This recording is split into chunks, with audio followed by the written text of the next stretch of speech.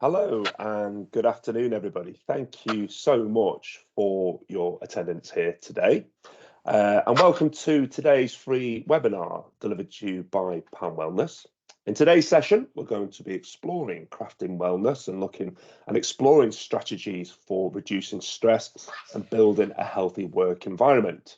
Now, my name is Adam Brazendale. I'm the Senior Mental Health Trainer at Pan Wellness. I started at Pan 7 years ago as a step care therapist and counsellor, where I was doing some training on an ad hoc basis. But my job now involves the design, delivery and facilitation of a number of presentations and webinars on the many topics of mental health and mental well-being. I'm absolutely delighted to be joined by my colleague, Tobias. Tobias, would you like to introduce yourself? Afternoon, everyone. Thanks so much for joining. My name's Tobias Carson. I'm one of the health and wellness experts who also works for the PAM group as part of PAM Wellness. I deliver a lot of webinars. I do a lot of health assessments on the ground in work environments. And I really love sort of showing how people can change their lives through really small little changes. And it's really a pleasure to be able to show you how to sort of change things in a work environment to help with your mental health today as well. Excellent. Lovely to have you here, Tobias, as well. And today's session is going to be jam-packed, and there's a lot of things for us to go through in the time that we have. Just before we start as well, I just want to remind you all of our webinar taster sessions. These are free high-level taster sessions to give you a flavour of the training and workshops that we offer at Pan Wellness, and hopefully they will provide you all with a few hints and tips that you can take away and use in your everyday roles. Now, if you have any questions during today's session, please do use either the chat or Q&A feature throughout the webinar and also at the end, and we'll answer these questions as best as we can. And if you do have any questions about how we can support your workplace, then you can get in contact with us on the email address that you can see at the bottom of the screen there.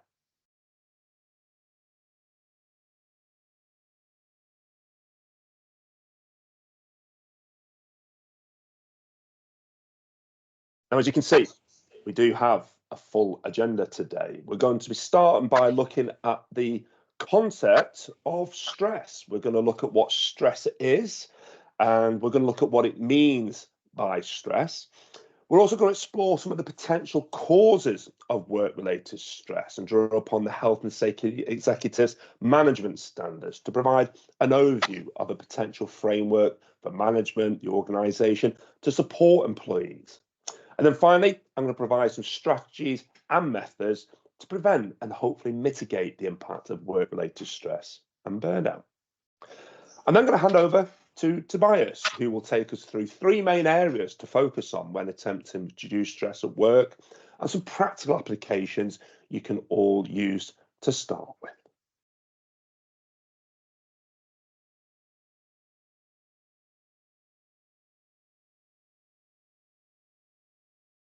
So we're going to start off today's session by looking at the concept of stress. So just for a moment or two, I'd like you to think about what is stress? What comes to mind when you hear that term stress? So just a bit of a private reflection, first of all, and I'd like you to consider that term stress and what it means to you. What is stress? What comes to mind when you can hear stress? Okay, so just have a think about that. What is it? What comes to mind when you hear that term stress?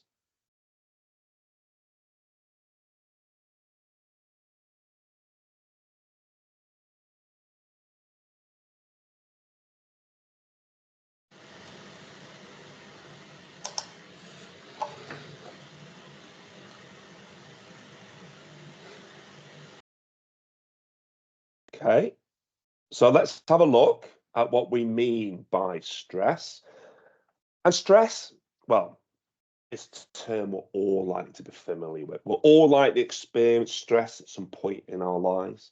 And many psychologists, such as Selly in 1973, researched the concepts of stress. And he defined stress as the non-specific response of the body to any demand for change.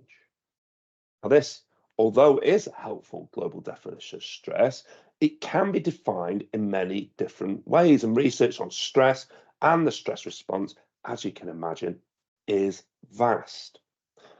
The definition we're going to be using today is that stress is a feeling you may have experienced when the demands on you seem greater than that of your ability to cope. So maybe some suggestion there that stress may also be perceptual. Now, on the slide, you'll see what's called the human function curve. This was devised by a GP, Dr. Nixon, in 1982.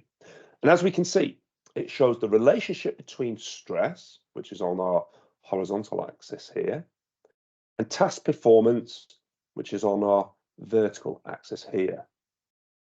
And what you can see is that it shows we reach our peak level of performance. So you can see at the point where there's zero stress, there's zero performance, and as stress is increased, we reach our level, our optimal level of performance with that intermediate level of stress or arousal. And that actually too little stress or too much stress can lead to poorer performance. Now, some of you will probably be quite familiar with some of these stages. Again, on the left-hand side of the scale is the lame, inactive, unfulfilled and frustrated stage. We're often bored at this stage. This is often referred to as the drone zone. So you can see very little stress, we're actually not performing very well at all. In fact, zero stress, zero performance. We're more likely to be asleep then. And this is usually where we're, again, bored, apathetic. We may even have poor morale and are under-involved. Now this, as the stress increases, is followed by some improvement in performance as the level of stress is increased to what's called the C zone, the comfort zone, the calm zone, the challenge zone. You can see why it's called the C zone. And this is often then followed by healthy stress, which is characterized by feelings of being stimulated, being full of energy, where we're alert and where work feels effortless. This stage is also called eustress or good stress. As you can see, we are still under stress.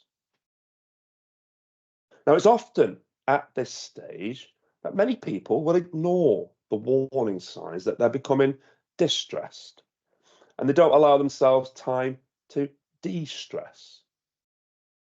They won't allow themselves time for maybe breaks or using their annual leave. And many people believe that they can maintain this level of pressure and expect to be able to maintain their performance at this level without the need to recharge. However, we are human beings, not human doings, and it's important to remember to distress. Because it is, however, once we cross over to the other side of the spectrum into distress, that we can find ourselves experiencing mental and physical fatigue. This is often then followed by exhaustion, followed by ill health, often feelings of anxiousness and irritability. And it's often at this stage then that we see low mood, low self-esteem, and that eventually we start to make mistakes, and eventually we get ourselves physically and mentally ill, and eventually we can reach burnout point. So hopefully, by seeing this today, we can see that stress is necessary in our lives. It's a normal physiological response to demands, to pressure. It's not always maladaptive. It can actually help us to propel us into action. But for now, we're going to concentrate on some of the negative effects of stress and also what can cause stress in the workplace.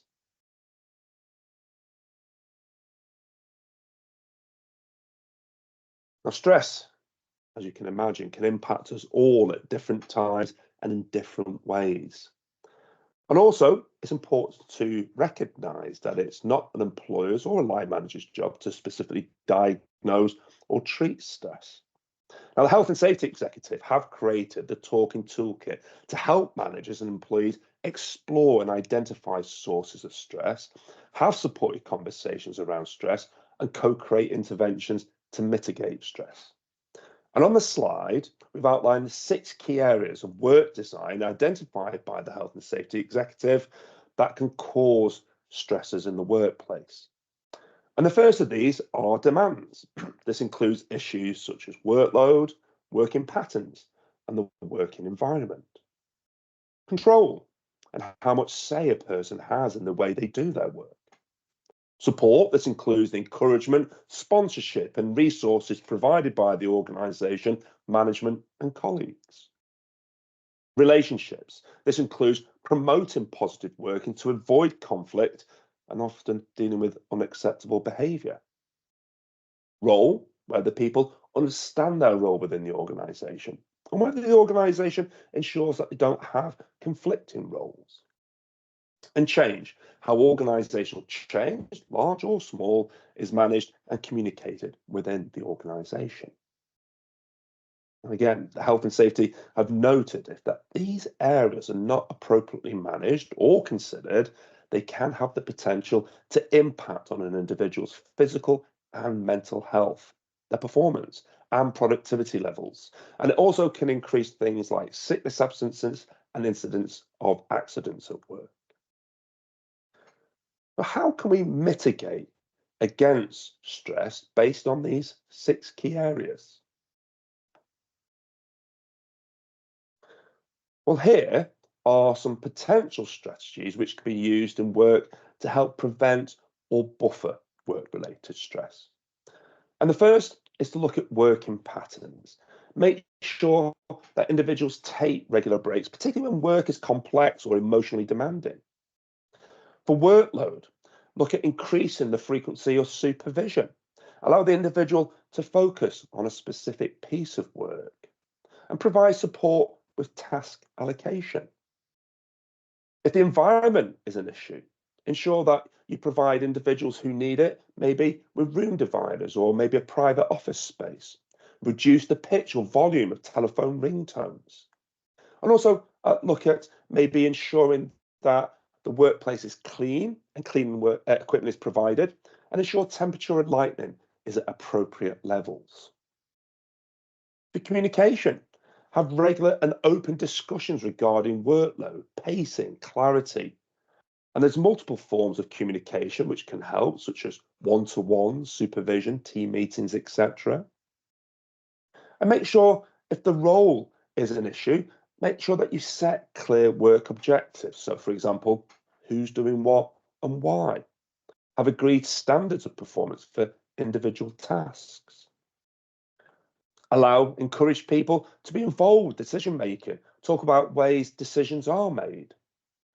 And provide a buddy or mentor to help support individuals, particularly those that are new to the job. Provide full inductions to policies, procedures for new starters. Provide contact details of who to go for help and to support with work-related stress. And define and explain key steps of changes made. Consult employees early and throughout any change processes and invite questions and comments on change to all levels of employees.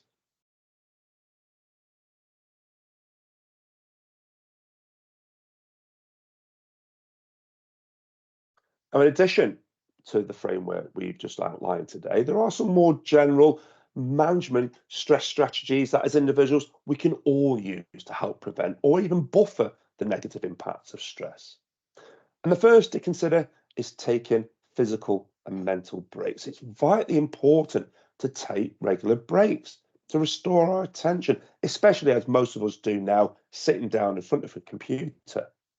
So make sure you take a few minutes to walk around the house or the office, stretch your legs, maybe do a few body stretches to help alleviate the physical strain of being sedentary. Also, look at shifting your focus during breaks. Make sure that you're away from screens and typing, etc., because this can also decrease the chance of headaches and eye strain and help you to refocus on your return. And if it is possible, try and take breaks between virtual conferences and meetings. And if possible, try and have your lunch in a different room. can also be useful to set rules of engagement, boundaries, particularly for screen time, and again, especially if you're working from home.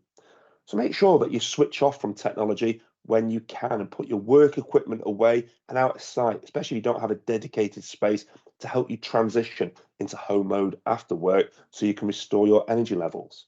I, for example, work from home and I have a dining room table which I work from. So I make sure all my office equipment, my computer, etc., goes into a bag, put that in a cupboard. So when I leave the home and come back, it feels like I'm coming back to home, not an office. And try and look to engage with nature. There's loads of research which has shown that the positive impacts of engagement with nature can have on our physical and psychological health. For example, one study in 2015 provided evidence of lower frustration, engagement, and arousal, and higher mediation when moving into a green space zone, and higher engagement when moving out of it. Nature can provide us all with the opportunity to rest, reflect, and restore ourselves. So spending some time outside every day during the working day is important. Similarly, I mean, if the weather's like it is just recently, look at maybe then bringing nature indoors if you don't fancy going outside. Maybe place flowers, plants around your home or office. Maybe work in a room with a view of nature. And also, don't forget to access social support. Owing to many of us working from home, it's not always possible to meet physically with managers, colleagues, etc. However, one thing we can do whilst we're home working is to seek out alternative forms of social interaction and support. For example, maybe look at scheduling in team meetings or colleagues to check in with each other. Or maybe organise and participate in things like lunch clubs, quizzes, or even coffee mornings during the working day to increase contact time and foster motivation. Make sure you maintain a healthy lifestyle. Continue to maintain or establish new exercise routines in the day can have both physical and psychological benefits. For example, when we exercise, we release endorphins, particularly serotonin, into our brain, which helps us to feel good. Make sure you also stick to regular eating patterns throughout the day and eat a healthy, balanced diet can help to keep our energy levels and concentration levels high. And try to look after your sleep. Maintaining your sleep routine is vitally important. So aim to get around 7 to 9 hours of good quality sleep per night, as this will have a huge impact on your mood, energy levels, and productivity. And finally, practice self-compassion. And don't forget, be kind to yourself. Okay, so I'm going to hand over now to my colleague Tobias, who's going to run through his part of today's session. So I'm just going to stop sharing my slides.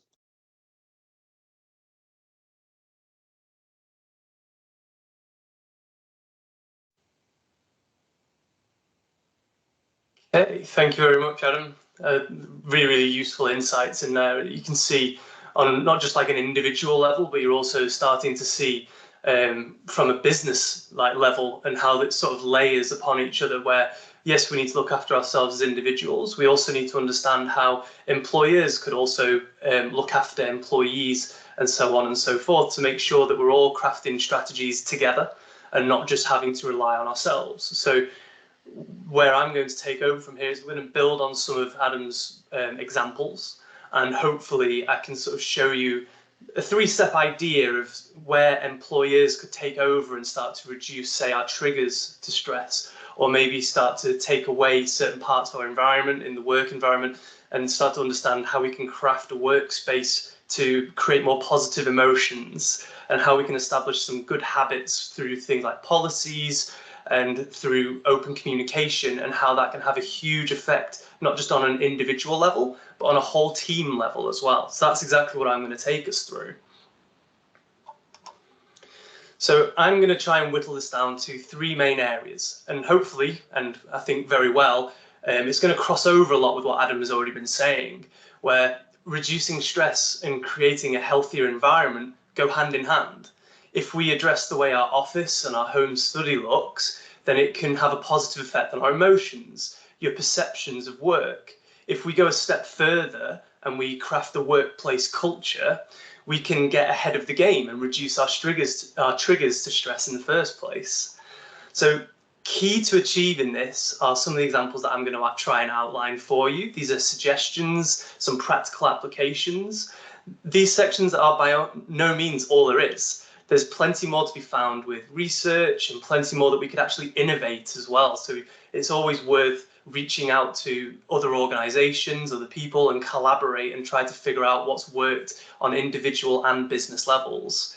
The key, I think, is to remain open and flexible, trial new methods, ask for feedback constantly, tweak what you have, or maybe even just start again when you're trying to craft a very good and flexible work environment. Crafting wellness is a process, and hopefully I can provide some great ideas to spark even more ideas for you in the future.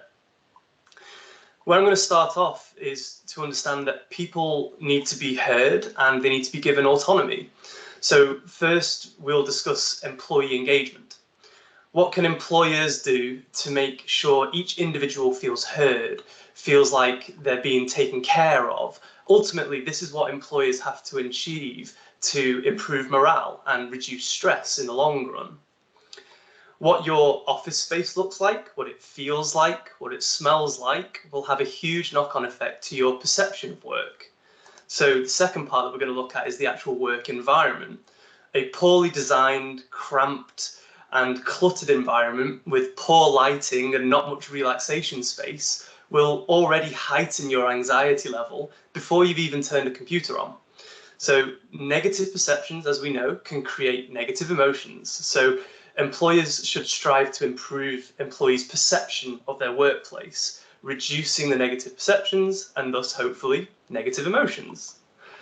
And then finally, our routines, thus the culture we create, the words we speak, how work is assigned to us, will all create either a positive environment or a negative one. Having clear policies, goals, and purpose is extremely important. So how open to things like mental health conversations we are and our ability to speak freely will change how productive people are. If productivity is low, then it's quite often that stress levels are high. And that can lead to things like mistakes happening, falling behind on work, possibly even this could be down to things like harsh deadlines. So that will be our final focus for crafting a healthier environment. So as I mentioned, we need humans and we need to meet the human need for autonomy and social connection to ensure that each individual experiences a high level of well-being. The examples that I'm going to outline here are all methods to improve interaction and engagement of employee to employee and employee to business, which is often a mark that's missed. Sometimes we miss that middle ground between understanding how an employee actually interacts with the business as a whole. So to address autonomy, Adam already sort of went into it a little bit. We need to create a sense of choice and endorsement in tasks and work. So to do this, we need to involve people in decision making. If all tasks and changes in a business are purely prescribed and dictated, then a sense of disparity can take over. So by taking things like questionnaires, having full staff meetings, collating feedback, we can actually empower a workforce and respond to what's happening on a whole business level much sooner than if this was left out of the equation. Improving social connections was another sort of point that Adam started going into, which was really lovely to hear. When we craft these social connections at work, especially between hybrid and remote workers, that is the most crucial point to crafting a harmonious team. Ones that are efficient and productive and can problem solve in really rapid ways. Perhaps consider introducing non-work meetings during work hours. Okay, it can sound quite strange, but these things often work very well at the beginning of a week to sort of ease a transition from it's my relaxation time into work time. So allow people to discuss what happened at the weekends, the things that they've been doing. It creates a really good interaction of understanding who that person is. That's going to help develop our social network and get everybody to understand one another. And that's going to improve our relatedness to a workforce. We also know that things like sudden and abrupt announcements can actually create a lot of anxiety and worry and burnout, because it disrupts people's flow. And if it's quite abrupt, then obviously the worse those feelings tend to come about. So by communicating and being transparent, perhaps with things like weekly roundups or monthly business updates, all employees can gain a good and current understanding of a business. And it's a great chance to also recognise people's achievements across, say, the month or the week, depending on how frequently you want to do this. We can also do things like mindfulness practices, things like your meditations, your breathing exercises. And if we can get people doing this during work hours, we'll find that we can de-stress more often, take smaller breaks, and that's going to lead us to a much better productivity, as this will unlock the areas of our brain that helps us to problem solve. We've also got to take into account here that people have to be a good example. They have to see other people doing this. So if we can implement this company-wide, all the way from CEO to manager down to full employee, you'll start to find that other people will follow this. Recognising achievements, as mentioned during the business updates, acknowledging your co-workers' accomplishments and milestones boosts morale in such a huge way. It increases somebody's self-worth and positively impacts mental well-being to be recognised. Work-life balance is always a huge part, and I believe that this is all about creating boundaries. Okay, make sure that everyone understands that when it is your lunchtime, it is a time to switch off from work, get away from the computer, find a relaxing space, which is where we're going to bring the work environment into it. But it's also about working excessive hours. Continuing beyond your contracted hours can build up so much excess stress to the point where we can't switch off the brain, and that can start to have even worse effects on things like sleep.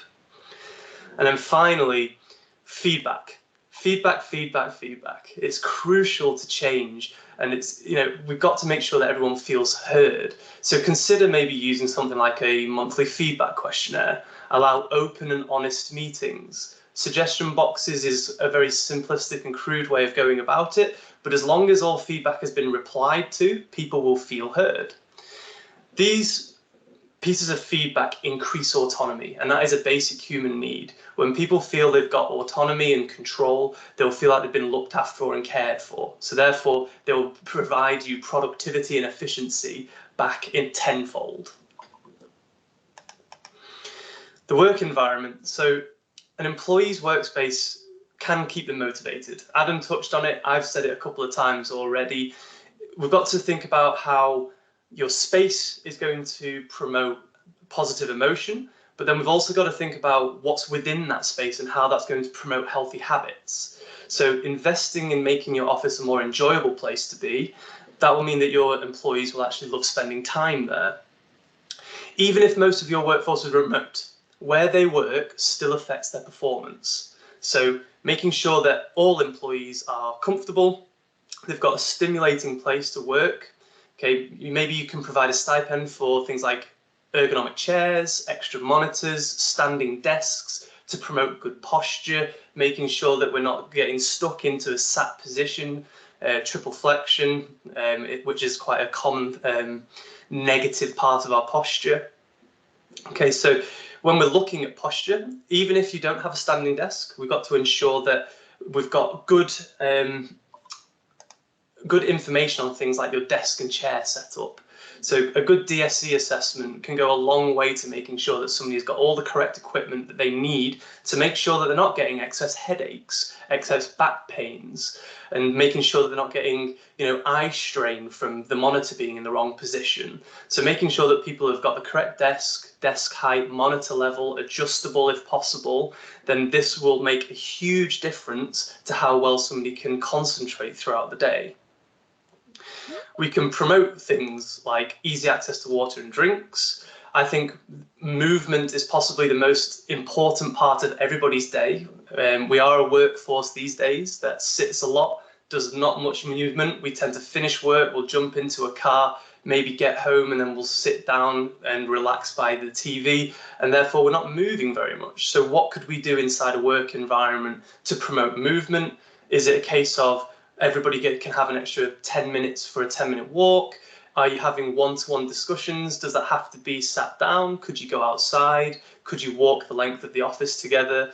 Could that happen in small group interactions? One that I've seen quite recently, which I loved and I thought was a great example to bring to you guys today, was a group of hybrid and remote workers who don't tend to see each other often. They would have an early morning meeting, so they were asked to wear headphones and go for a walk whilst they were having that meeting. None of them needed access to their computer, and therefore everybody got an extra half an hour walk in every single day, because they would do this every single day. It was amazing. And are there other things that we could do to promote movement? Could we kick off fitness challenges, set up boards in the office where people can, go against each other and try and get the bragging rights? Could we add in things like stretching breaks? Does anybody in your group know Pilates? And can we get people having a little challenge on one of those very humbling exercises that I tried the other day? So there's lots of ways that we can try and promote movement. But then in order to keep promoting a healthy, balanced lifestyle, what about things like snacking and food? We know that food is energy, food is illness prevention, food is productivity. So it makes sense to make sure that a workforce can easily make or have access to good and healthy food and have a suitable environment to relax and enjoy it, making sure that those boundaries are put in place to make sure that if you are having a break, you are absolutely not allowed near your laptop, not allowed to have your work phone out. Make sure you fully switch off and enjoy that food that you're having in front of you. I've seen plenty of workforces starting to bring fruit and actually starting to give fruit to a workforce, have it out in a kitchen area. It's a great snack. It provides plenty of energy, vitamins and minerals. It's low in calories, and it's proven to improve mental well-being. And as we all know, work can be extremely stressful at times. Many people have had one of those very intense phone calls. A lot maybe has been added to their to-do list recently, and you can often feel swamped and bogged down. It's best practice to allow the mind some space during high stress times, allow the mind to relax and activate the systems better suited to creativity and problem solving. So providing quiet zones may just be the way to achieve this. I've seen many places add in things like pods, where you can shut the door and it is completely quiet. Okay, there is no sound getting into that room, and somebody can either concentrate or just take 5 or 10 minutes away from any situation to relax and de-stress. There's lots of ways that we could improve on this, and lots of ways that people can innovate in this particular area. Feel free to add in anything that you guys have seen in the chat. I've seen you guys very, very busy so far adding your examples. It's always great to see. And it brings me nicely to my last point, guys. Okay, so making sure your work has great policies, allowing for open and honest and skilled environments to flourish, is vital to sculpting your workplace culture. Things like prioritising upskilling with high quality training. This will help you to keep stress levels low due to equipping everybody with the tools that they need to get hard work done with ease. I'm sure everybody's been at a certain point in their life given a task which you're expected to be able to do, but maybe you don't quite understand the intricacies of that task. Whereas with high quality training, you would then look at that in a very different way and say, this is a hard task, but I have everything I need to get it done with ease. Okay, we do need challenge, we do need stress, as Adam was saying earlier with the stress curve. It's a case of we can still have stress, but still perceive our work as doable. That is still something we need to be able to see. We can also find more training when we're looking at things like task prioritization, such as things like the eat the frog method, where everybody gets the hardest job of the day done first. Then the rest of your day, nothing's going to be any harder than that. We've got things like Pomodoro, which is a timing technique which allows people to focus for very short periods of time, often 20 minutes, and then follow them up with micro breaks of 10 minutes where they can switch off and refocus for the next 20 minutes afterwards. Very, very simple techniques, but if you weren't trained in it, you wouldn't know about it. There are other methods of task prioritization that are coming to the forefront with technology these days. Things like AI. Okay, a lot of calendars these days are powered by AI. We can put in our tasks, how much we need to prioritize them, the depth of that task, so how hard it is, and the AI will actually create a schedule for us on that day. It's a great method that could improve your productivity, but most importantly, it will free up time in that person's day. Okay, it often finds extra pockets of 10, 20, 30 minutes to allow breathing space in a work day. That breathing space is so important to allow somebody to de-stress and not feel like they're getting overwhelmed by work. So a cluttered and unorganized day can lead to increased anxiety levels. So if we can teach people task prioritization and maybe utilize the technology of today to help us, why not allow somebody to have an extra 5 or 10 minutes if that work is getting done to a high quality? A lot of people discuss things like collaborative environments constantly, and to define a good collaborative environment, it is one that is open, honest, and willing to voice opinion, and willing to hear that opinion. So allowing every single employee a voice in meetings, giving everybody a slot to be able to voice their opinion on any tasks or something that they need to get out there, that will help you in the long run essentially give time for people to problem solve for you. So, if, for example, you've got a whole staff meeting and only one task, if everybody can have their own voice within that, you will find that there are thousands of solutions and not just one that may often fall down to a manager or maybe one particular person who's highly experienced. Let's innovate and get everybody working together. One of my favorite things that was ever brought to me, something that I definitely had, I think it was around 4 or 5 years ago, was this thing called problem meetings. Now, these are extremely powerful collaborative sessions. Okay, so if you want to promote a good collaborative environment, this is a great place to start. Essentially, a problem meeting is where everybody gets 5 minutes in the meeting right at the beginning to voice anything that they're struggling with or something like a problem that they're going to have in the next week. It could be the previous week's problem or something that they foresee happening. Everybody in a team, including a manager, will get to hear that. And from there, you are creating an environment where somebody might have the solution to that problem. So we're getting on top of problems or highly stressful things before they become larger and may affect the rest of the group. A very, very simple premise. By allowing each person to speak freely about issues, the rest of the team can be aware of them, provide help, support and solutions before they become larger. This promotes openness. It allows managers to make notes of trends or issues that arise but are not wholly relied on to provide that solution every single time. This is going to upskill a workforce in the long run. Once established, these meetings provide much more autonomy. And remember, we were talking in the engagement session about how a basic human need is autonomy. If we can provide that by allowing teams to work together, then all of a sudden that stressful environment will be limited much sooner. Constant breaks, micro breaks, are very different to, say, your lunch breaks. If anybody here does practice something like the Pomodoro technique, where they can take 10-minute breaks often, you'll find that your productivity soars. We know that people who don't take breaks, they find their productivity wanes throughout the whole day. And actually, the people who do take their breaks and solely relax are way more productive. Micro breaks are a simple but very effective tool. We all love a brew, we all love a coffee. Definitely for me, I love my cups of tea. But a lot of employees do feel attached to their desk, and they often feel a sense of guilt when taking a short break outside of their normal lunch break. So creating an environment where an employee feels cared for usually results in a much higher happiness levels and higher productivity levels. So make it clear to employees through policy and constant conversation that they can take an extra 5 or 10 minutes. Set clear rules around this and some boundaries, and people will follow them. We're nearly there, guys.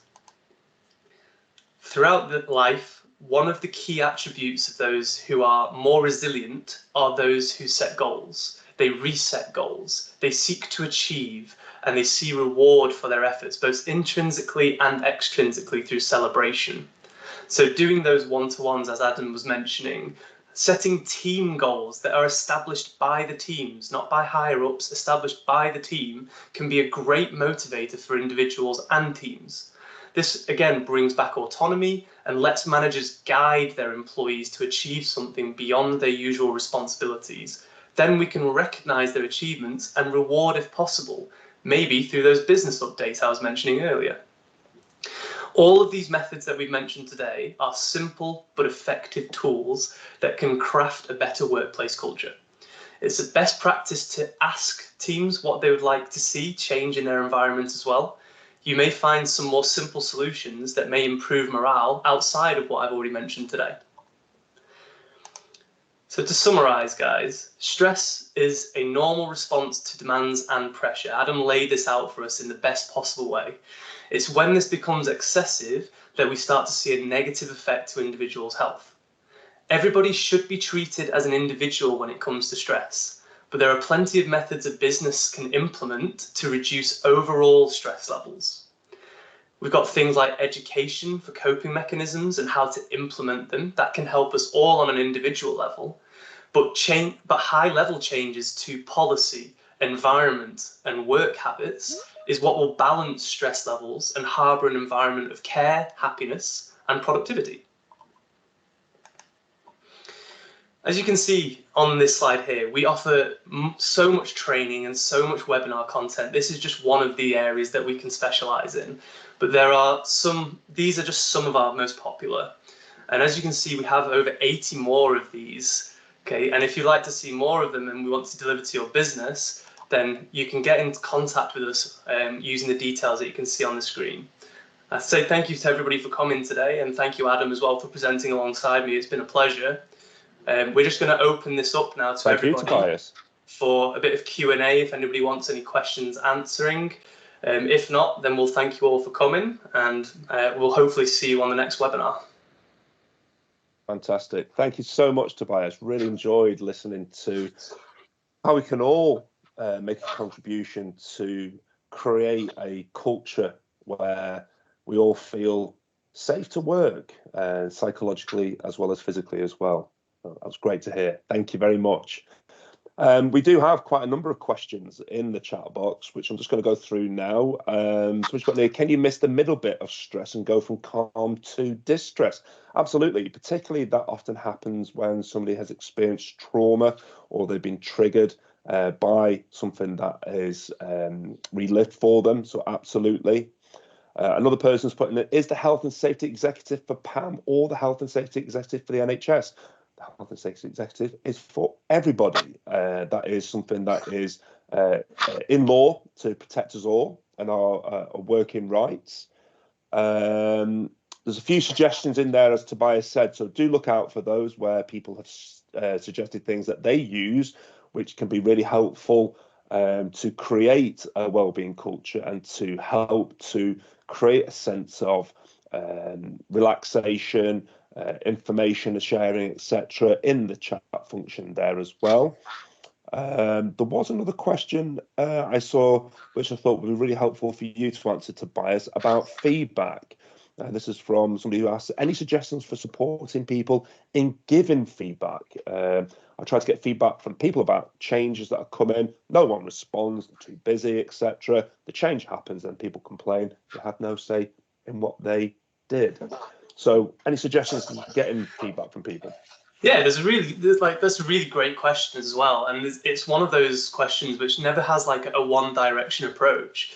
I would fully take on board the style of your group, you know, if you're hybrid or if you're in office. If I was in an office environment and if people were working sort of across from each other or nearby each other, I would actually recommend setting up in everybody's diaries time for that group to talk together first, write everything down on a piece of paper, and then allow that to be written down, and then for a reply to happen on paper. Often it can be quite stressful asking for face-to-face feedback.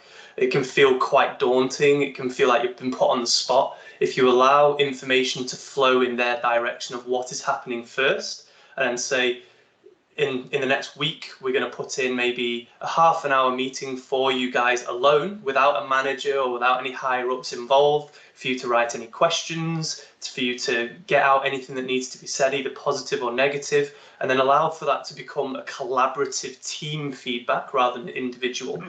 If it's a hybrid or remote environment, there's multiple ways you could go about this. You could do the same idea, but by putting it through Teams.